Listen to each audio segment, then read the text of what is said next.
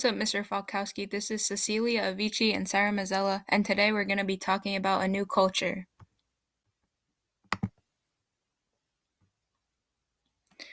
During the Roaring Twenties, jazz music flourished amongst African American communities. This decade brought whites and blacks together, as many white citizens found jazz music to be entertaining and pleasurable. Consumer products became more popular as U.S. citizens focused on materialism and luxury.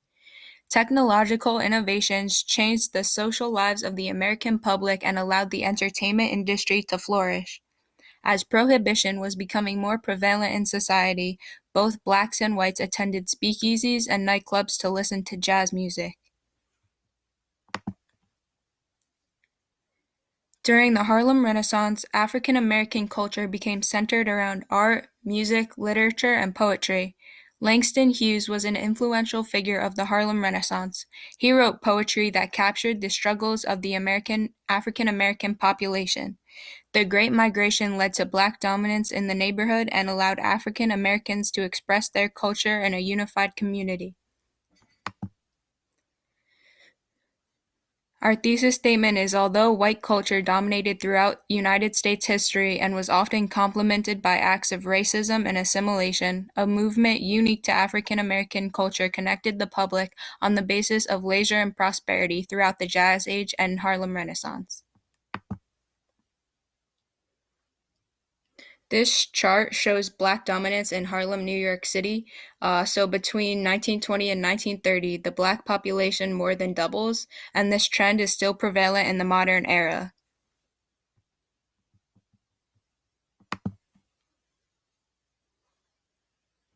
Okay, hi, it's me now. Okay, so this is just a picture of a bunch of people in a neighborhood in Harlem, and this just further shows the dominance of the black community in Harlem. There's only like a few white people in the middle there, and then the rest of them are all African American, and that just shows the dominance and how the neighborhood unified the black community. And the importance of music. So music was a way for black people to escape their struggles and outsider statuses. And this picture basically just shows the unity of the African American community through music. So it's very influential and like vital to their culture. It defines a lot of their culture. And so this is a picture of a famous venue in Harlem called the Cotton Club. And so because of prohibition, a lot of these clubs were kind of underground. They were called speakeasies. And both blacks and whites attended these clubs to listen to jazz music, and Duke Ellington actually performed here.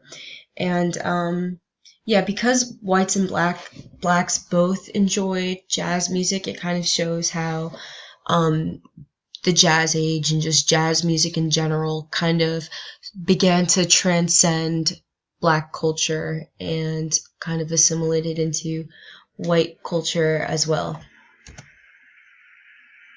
And so this is just a picture of some of the hotspots in Harlem.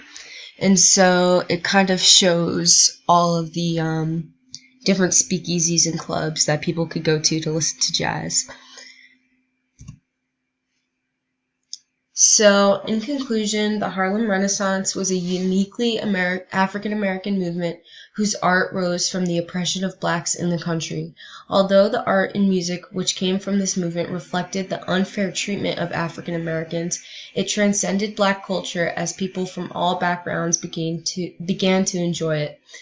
The impact that the Jazz Age had on American culture as a whole is still seen today, with most music genres we hear having roots in jazz. Okay, that's it. Thank you. Goodbye.